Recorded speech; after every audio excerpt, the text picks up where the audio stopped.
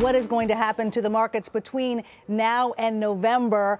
We are looking at inflation being top of mind for so many of the advisors watching and their clients. And I want to start with you, Louis, because you've been a wealth and business and tax manager for over 30 years. What concerns you the most about the impact of inflation on your clients right now?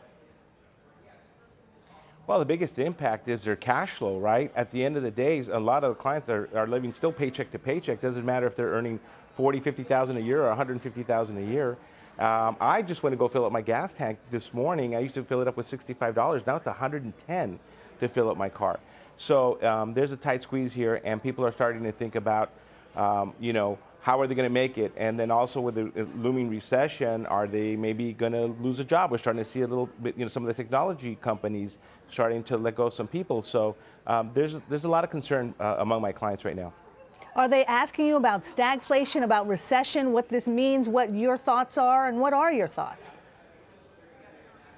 Yeah, they're mostly concerned about their cash flow.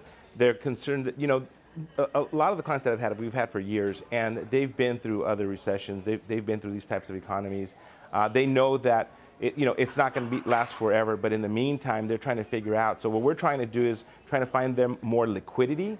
We're trying to find them making sure that all the money's not in equities right now, because again, they're scared, they're nervous. What if the market drops another 20%? They're starting to see their portfolios go down. They're getting their statements at the end of the month.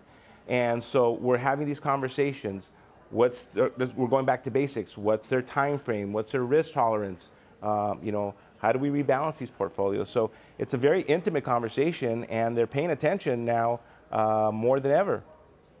Yeah, Nancy, I mean, looking at your portfolio and what you think, how long do you expect that we're going to stay in this inflationary environment? Is your outlook as bleak as the one we heard from Kyle Bass, looking for the markets to fall 30 to 40% more by November? Well, I don't think anyone can be more bearish than Kyle Bass, so I will take the over on that for sure. Going back to Luis's point about clients and how to position client portfolios, I think the biggest risk is actually for those that are retired. If you think about your personal balance sheet, those who are in the labor market, who are getting paychecks, are in a better position than people who are out of the labor market and typically have more fixed income exposure anyway. Inflation is an even bigger risk to them. So what our message is to clients is you're not a macro tourist. Don't make a bet on whether inflation is going to be transitory or not. If you're not in the labor market and you have an allocation to bonds, you are short inflation if you don't have inflation in your portfolio. So I think people need to stop speculating on whether it's going to be transitory, stagflation, inflation, recession. I don't think it really matters. If you're retired, you're not working, and you have fixed income, you have inflation risk in your portfolio, and you should try to do something to hedge that. That's great advice for advisors to share with their clients. And what's interesting, Nancy, is, you've said when it comes to watching how the Fed deals with inflation, we shouldn't just be paying attention to its decision this afternoon on rates, but also focus on the balance sheet, their balance sheet that they're looking at. So why do you think this is even more important? Well, the Fed balance sheet is almost $9 trillion. The Fed just started quantitative tightening on June 1, but actually today, June 15th, is the first Treasury maturity. So they're going to be letting mortgages and Treasuries roll off the balance sheet. They have caps in place for the first 3 months, and then they're raising those caps. But I think that is a more important policy tool to actually help alleviate some of the inflation rather than just hiking policy rates. The rate hikes are really priced in. At this point, the Fed's hiked 75 basis points. They'll probably hike another at least 50, maybe 75 later this afternoon. But you have 270 basis points already priced into the rate hike market just for this year alone, and you can see that in Fed Fund futures. So I think the policy rate hikes are just hitting the demand side, but the balance sheet will really help shrink the money supply, and that will help bring down inflation. So I expect today during the press conference, the Fed will be talking a lot more about using their balance sheet as a tool for monetary policy. Is that what you're going to be listening to as well, Louis? What are you listening to this afternoon? What are you waiting to hear? Well, I think we're all waiting to hear that, or we all feel they're going to raise it, 75 basis points. I think that's expected. I think that's expected that they're going to raise the rates more.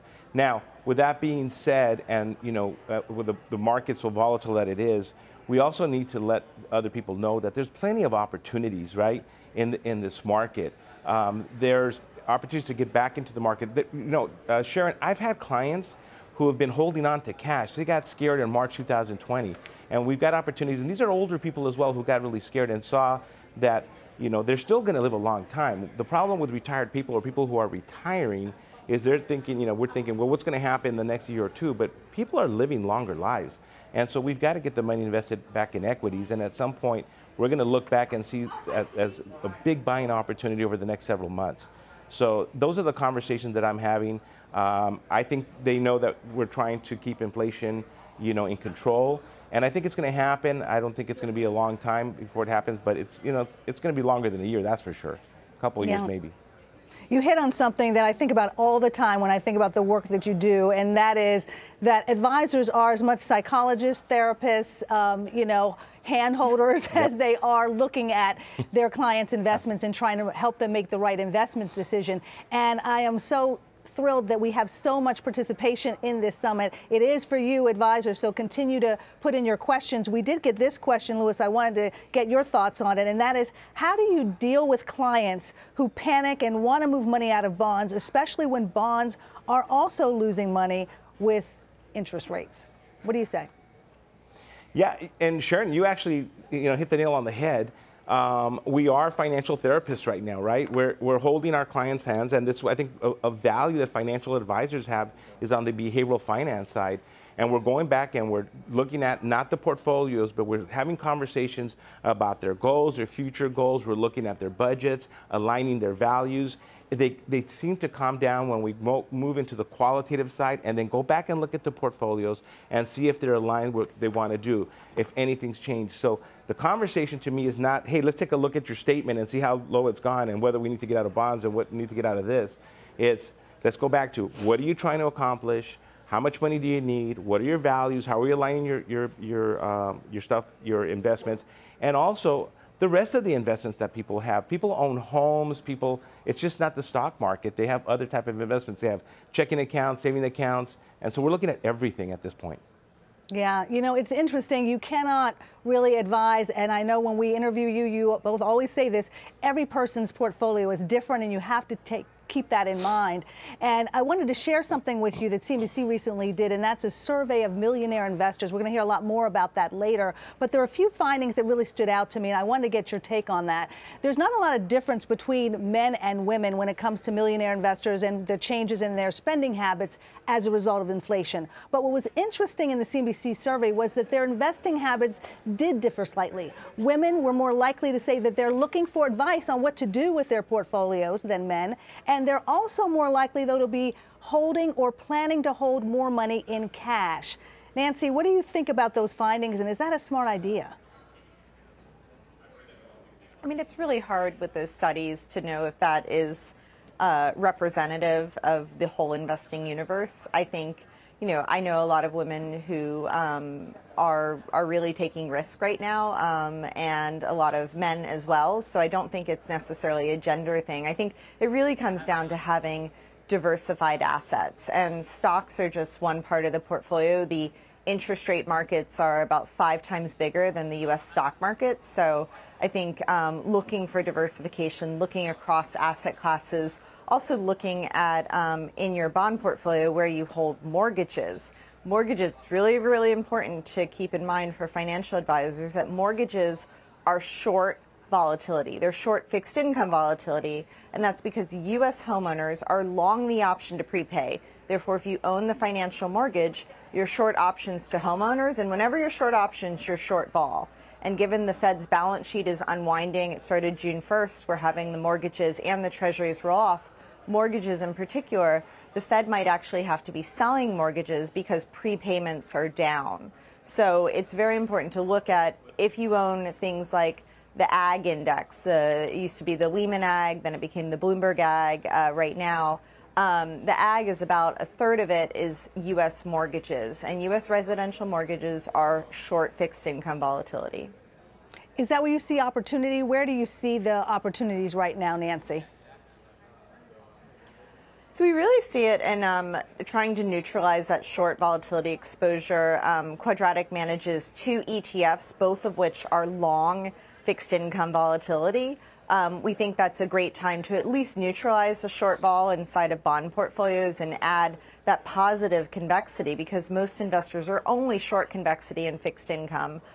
Looking for non-correlated assets, it's super important, especially because most people, although they have typically a lot of equities, a lot of net worth is held up in real estate too. And most professional real estate investors will hedge their interest rate risk. They just don't sit there and cross their fingers and say, geez, I hope the Fed doesn't hike too much, or I hope they keep inflation under control. They're trying to neutralize that exposure in their portfolios. So I think looking at non-correlated assets, especially the interest rate markets and the bond markets, are super important right now for financial advisors to be thinking outside the box of that traditional 60-40 portfolio.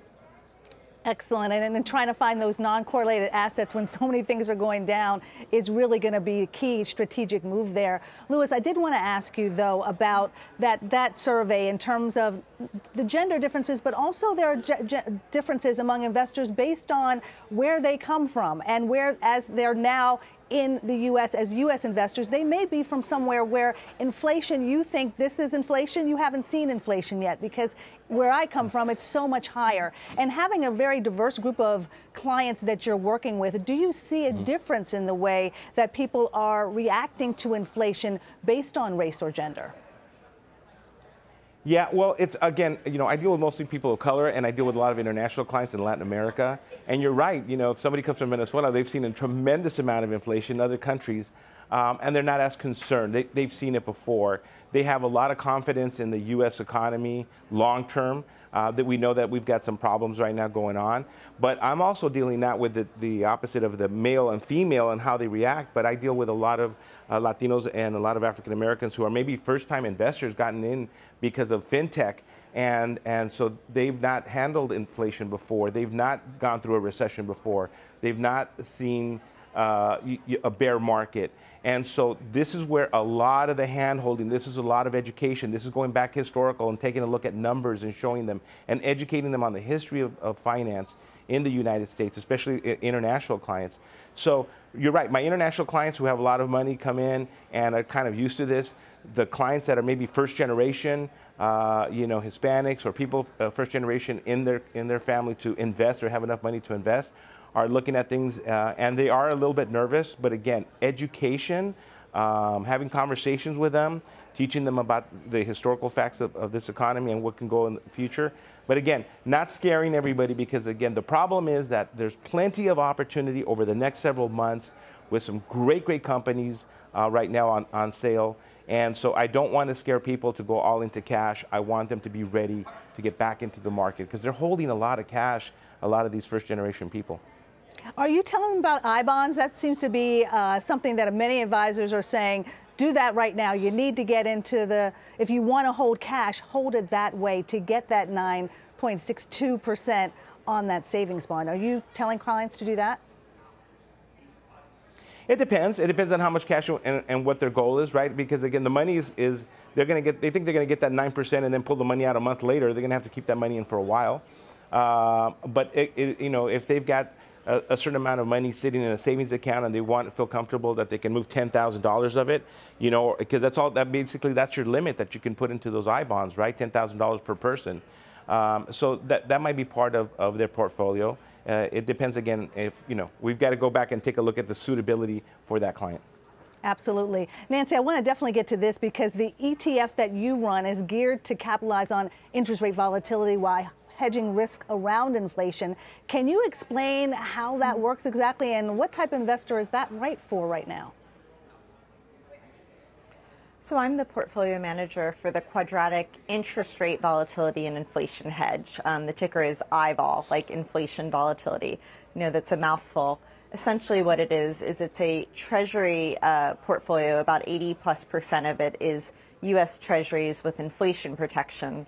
Then we try to solve for the problems that exist with TIPS alone. It's very important for financial advisors to remember that the U.S. Treasury invented the TIPS market in the late 90s, in 1997. We haven't had runaway inflation, really since the 70s, with the exception of right now, and TIPS are bonds. They 100% will lose money when real yields go higher. So we try to solve for that problem with the IVOL ETF by using fully funded options to capture a way to benefit from either higher long-term yields or falling front-dated yields. And that can bring the TIPS portfolio to investors with less volatility on the downside. If you look back, IVOL just crossed its 3-year track record in May. And in March 2020, we had positive performance when TIPS alone were down about 175 basis points. So it can benefit from less Fed hike expectations or higher interest rates on the long end. And that's very important because that's sort of opposite how mortgages lose money. With higher interest rates, mortgages lose money and higher fixed income volatility. Excellent, excellent. Louis, as you're telling your clients some of the tried and true that, that they need to stick with their plan, that they need to continue to be investing in their retirement plans and dollar cost averaging and all of that, are there new strategies that you are suggesting? Because this time it is a little bit different for that particular client. Well, I've been doing this for 35, almost 40 years, and we keep saying every single time it's a little bit different. I think it's not that different. I think that we're going to go through some tough times. What I'm trying to do is I'm trying to hold on to the biggest part that affects most regular people, investment portfolio that affects the most, and that's behavioral, which is, we always go back to those two emotions, fear and greed. And at this point, I'm trying to make sure that my clients don't have that fear, so they don't make those knee-jerk reactions and then actually lose more money than any other investment that we have right now. So if I can get them to understand that, we've seen a portion of this. I know it's always something new. We've never seen this before. It seems like I hear it for the last 35 years. But we do go back to basics, and we go look for opportunities, and we focus on the future. I don't do day trading. I don't trade day to day. I look at portfolios for clients that are trying to save for their kids' education, for retirement, for buying a house, for things that are important to them. So right now I'm focused mostly on the behavioral side, to be quite honest with you.